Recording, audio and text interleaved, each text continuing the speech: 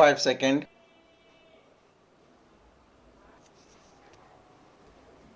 Start. My dear fellow citizens, I extend to you all my heartiest Independence Day greetings. I am delighted to see the nation prepare to celebrate the 78th Independence Day. Witnessing the tricolor unfurled on this occasion, be it at the Red Fort, at state capitals, or in local neighborhoods, always thrills our hearts. It is an expression of the joy of being part of our great nation, along with more than 1.4 billion fellow Indians. Just as we celebrate various festivals with our families, we celebrate our Independence Day and Republic Day with our family that comprises our fellow citizens. On 15th of August in all parts of the country and also abroad, Indians participate in the flag hosting ceremonies, sing patriotic songs, and distribute sweets. Young children participate in cultural events. When we hear them talking about our great nation and about the privilege of being a citizen of it, we find in their words echoes and what our great freedom fighters used to say. Then we realize that we are part of a chain that binds the dreams of those who participated in the freedom struggle and the aspirations of those who will witness the nation regaining its full glory in the year to come. Realizing that we are links of this chain of history is humbling.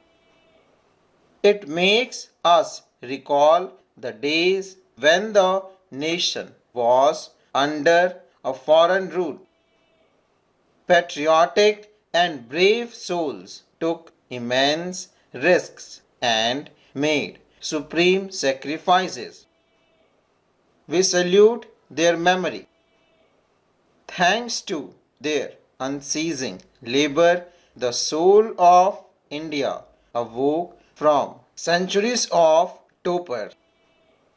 Different traditions and values that had continued live on beneath the surface found new expressions in several generations of great leaders. Unifying the diversity of traditions and their expressions was Mahatma Gandhi, father of the nation and our lodestar.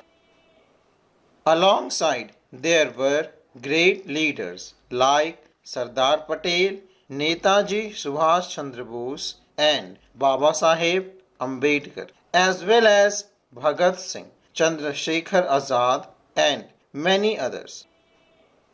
It was a nationwide movement in which all communities participated. Among tribals, there were Tilka Manjhi, Birsa Munda, Lakshman Naik and Pulo Jhano, among many more whose sacrifice are now being appreciated. We have started celebrating the birth anniversary of Bhagwan Birsa Munda as Janjatiya Gaurav Divas. Celebration of his 150th birth anniversary next year will be an opportunity to further honor his contribution to the national reawakening. Today on 14th August, the nation is observing Vibhajan Vibhashika Smriti Divas, a day to recall partition horrors. As the great nation was divided, millions had to suffer forced migration. Lakhs of people lost their lives. A day before we celebrate Independence Day, we recall that unparalleled human tragedy and stand with the families that were torn asunder. We are celebrating the 75th year of the Constitution. The journey of the newly independent nation was not without obstacle. Remaining firm on the constitutional ideals of justice, equality, liberty, and fraternity, we are on the mission to enable India to reclaim its rightful position on the global stage. As general election held in our country this year, the number of eligible voters stood at nearly 97 crore. This was a historic record, making it the largest electoral exercise mankind has ever witnessed. The Election Commission of India should be congratulated for the smooth and flawless conduct of such a gigantic event. I thank all officials and security personnel who braved the heat and helped electors. When such a large number of people exercise their franchise, it is a resounding vote for the idea of democracy. India's successful conduct of election strengthens democratic forces around the world. From 2021 to 2024, India has been among the fastest growing major economies with an average growth rate of 8% annually. This has not only put more money in the hands of people, it has also drastically reduced the number of people living below the poverty line. As for those who continue to suffer from poverty, all efforts are being made not only to provide a helping hand to them but also to bring them out of it.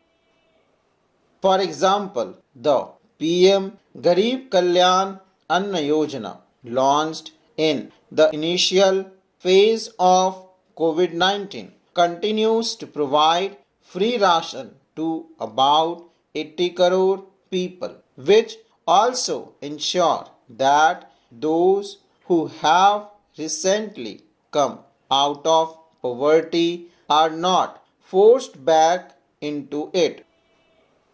It is a matter of pride for all that India has become the fifth largest economy in the world, and we are also poised to become one of the top three economies soon.